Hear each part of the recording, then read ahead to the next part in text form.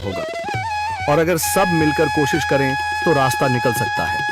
राजू के चेहरे पर एक उम्मीद की किरण जागती है। हाँ बाबा जी, अगर सब मिलकर काम करें तो हम पानी ढूंढ सकते हैं। हमने पहले कभी ये कोशिश ही नहीं की। लेकिन इतनी कठिन जमीन में नया कुआं खोदना आसान नहीं। मुश्किल जरूर है, नामुमकिन नहीं। अगर हम मिलकर काम करें तो ये हो सकता है। राजू खड़ा हो जाता है, उसकी आंखों में एक नई रोशनी है। तो फिर हम कल से काम शुरू करेंगे।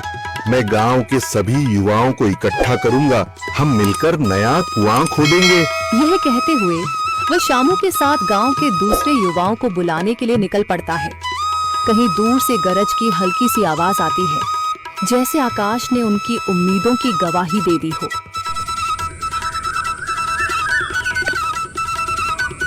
अगली सुबह राजू और शामू गांव के युवाओं को इकट्ठा करने निकल पड़े।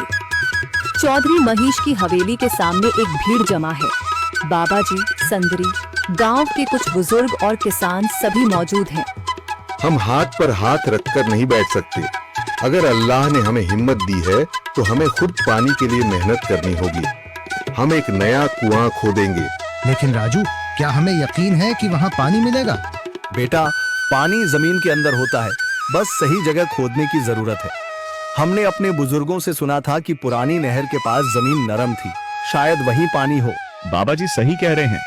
अगर तुम सब यह काम करने के लिए तैयार हो तो मैं अपने कुछ मजदूर भेज सकता हूँ। धन्यवाद चौधरी जी, लेकिन हम सब खुद भी मेहनत करेंगे। यह हमारे गांव के अस्तित्व की लड़ाई है। संदरी, जो अब तक चुप थी, आगे बढ़ती है। हम औरतें भी पीछे नहीं रहेंगी। हम पानी लाने की व्यवस्था करेंगी, खाना बनाएंगी, ताकि तुम सब आराम से काम कर सको।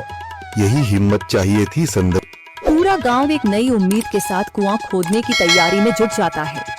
दूसरी ओर कुआं खोदने का काम शुरू हो चुका है। राजू, शामू और दूसरे युवा बेलचे चलाने लगते हैं। मिट्टी बाहर निकाली जाने लगती है। तेज गर्मी के बावजूद सब पूरी हिम्मत के साथ जुटे हुए हैं। दोपहर की तेज धूप जमीन आग की तरह तप रही है। गांव के लोग लगातार कुआं खोदने में जुटे हैं। हाथ छिलने लगे हैं, माथे से पसीना बह रहा है, मगर किसी ने हार नहीं मानी।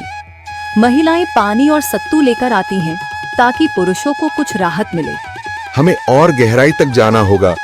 अब तक सिर्फ सूखी मिट्टी और पत्थर ही निकल रहे हैं। राजू, यह बहुत कठिन काम है। अगर हमें पानी न मिला? अल्लाह मेहनत करने वालों को कभी निराश नहीं करता बेटा। तुम सब अपनी कोशिश जारी रखो, पानी जरूर निकलेगा। हिम्मत मत हारो। अगर अब रुक गए तो फिर कभी पानी नहीं मिलेगा।